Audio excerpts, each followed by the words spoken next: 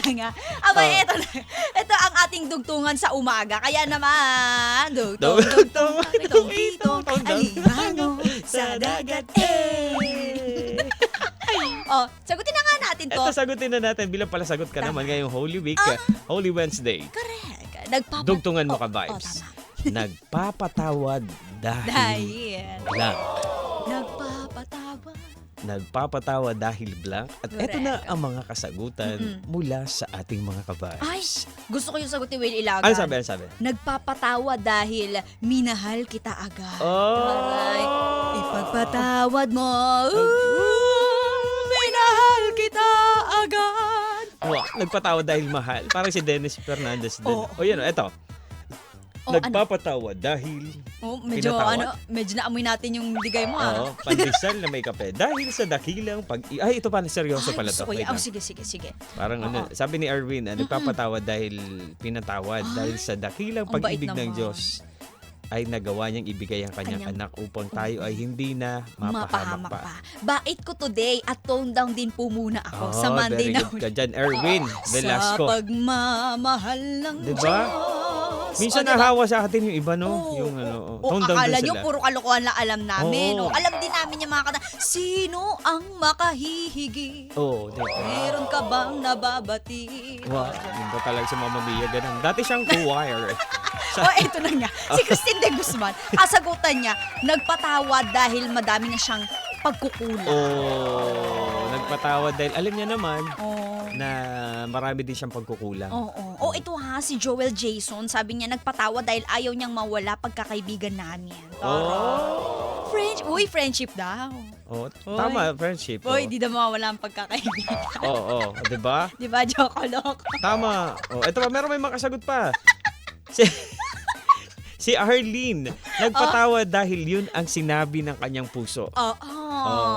Kahit taliwas sa kanyang isipan. Totoo. Alam mo, may mga tao talaga na kahit gaano kabigat yung ginawa mo sa kanila or nagawa sa kanilang kasalanan, talagang patatawarin nila yung mga tao. Yun nga lang, ang pangit doon, minsan inaabuso kasi sila nung mga taong gumagawa ng masama sa kanila. Di naman, kaya naman na abuso dahil hinahayaan niyang abusuhin siya. Naku, So nasa din yan Dalawa din yan, parehas may part na din yung isa.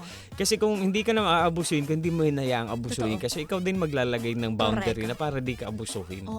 Jiva. So that's it. Wow, that's it. Huwag kayong papaapi, 'di ba? Dapat alam mo rin kung hanggang saan ka lang dapat magbigay, 'di ba? Mga ganun ba? Pero ito, dahil pagpapatawa din, sige, pagbigyan natin. Sabi ni Vasco Denmark, nagpapatawa dahil mabait at maunawain. Right. Yan. Sana all. Yan ang gusto ko makuha sa iyo, Vasco Denmark. Diba? Dahil hindi ako ganyan. Ang pasensya ko, parang ganito lang. Mas maliit pa sa kuko mo sa hinliliit. Diba? Totoo. Ganun lang. Kapag pag binir mo si Mama Mia, i-ready mo yung mukha mo, baka Correct. magkapasayan. Grabe ka naman. Hindi naman. Hindi naman ako ganun. Sa liit ng kamay kong to, tingnan mo naman, parang kamay ng high school. T-Rex. Eto. Sabi ni Giovanni Ardales, malapit na po kasi ang Semana Santa. Magnilay, magdasal at mag-reflect sa salita ng Diyos. Para po makauwi sa kanila, paano ka nagpapatawa, Giovanni? Yun nga. Pero sige, okay lang yan, Okay di ba? lang yan. Pinapatawad ka namin. Sabi ni Ed naman, Mama Mia, ito nagpapatawa dahil ito ay kautusan ng Diyos sa ating lahat, sa mga taong nagkasala o nagkamali sa atin. Wag ka. Ginamita ka na ng utos ng Diyos. Kasi nga, sabi nila, kailangan magpatawad dahil doon pala pinatawad ka na ng Diyos sa kasalanan mo. Parang ganun yung pagkakaano ng kaibigan ko na Christian na nagsabi sa akin na kailangan ko tong kahit hindi maganda yung ginawa niya sa akin, kailangan ko siyang patawarin. Dahil nauna nang pinatawad ng Diyos yung Parang yung kasabihan na kung ang Diyos nga ang nagpapatawad, paano pa kaya tayo mga tao? So ganun yung wait lang, umuusok ako, Mama Mia. Kasi hindi siya ko. Sorry. Feeling ko, yan. Si naman? Sino? si Ate Arlene Aspira sa si Jessa May. Ang kanilang entry ay nagpapatawad dahil yun ang sinasabi daw ng kanyang puso. Nasabi mo na to kanina. Si Gloria King Gerard nagpapatawad dahil naaawa sa kapwa. Ito si Sari, nabasa mo na. Sabi niya, maganda, nagpapatawa dahil yun ang nararapat.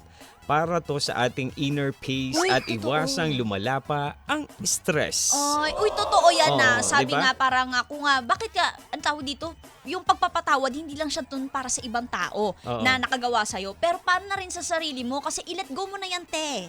Diba? Let go mo na yan. Kung hindi ka man, kung hindi kayo magkaayos nung nakagawa sa'yo ng masama, at least sa sarili mo, may kapayapaan ka. Oo. Yun. Pero Yun, mahirap mahirap din. magpatawad ng ang tawag dito. Sinabi mo pero labag sa puso Totoo mo. yan. Napakahirap pa din nun. Oo. O Kasi, kung isipin mo na, hindi, ayoko kasi nga Oo. nangingibabaw yung puot at galit Puot na at nararamdaman mo kaya hindi. Kaya unang-una mo dyan hihingi ng yung alisin yung puot at galit sa puso mo. pero paano ba yan? Ayan, Oo. makakasama natin Sikmuraan. si Ay, DJ sikmuraan Cathy mo. G. Hindi ba? Oo, tinatawagan na ho namin. Si Cathy G. Huwag tulog pa si Cathy G. Oo. Ay, oo nga pala. Alam mo na, Oo. si Ay. Pero ayan ka, vibes, diba? Pero sabi nga nila, ang pagpapatawad, ano yan ni, tawag dito, may kanya-kanya naman tayong timeline talaga ng healing at pagpapatawad. Healing, galing. Oo. May gano'n ba?